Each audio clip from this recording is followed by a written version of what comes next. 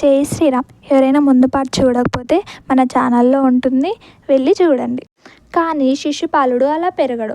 అలా పెరిగి పెద్దయ్యి రాజు అయ్యాక ఎన్నో తప్పులు చేస్తాడు. అప్పటికే 99 తప్పులు చేసిన శిశుపాలుడు ఇంకొక తప్పు చేస్తే చనిపోవడానికి సిద్ధంగా ఉన్నాడు.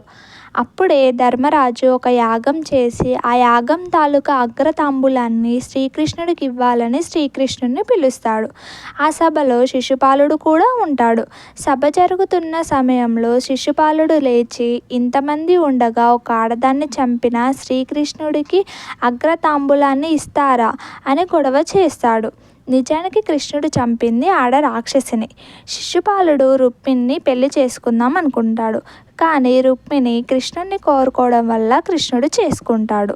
ఆ కోపంతో కృష్ణుడిని ఇష్టం వచ్చినట్టు తిడతాడు. నెక్స్ట్ పార్ట్ కోసం వీడియో నచ్చితే లైక్ చేయండి, ఛానల్ని సబ్స్క్రైబ్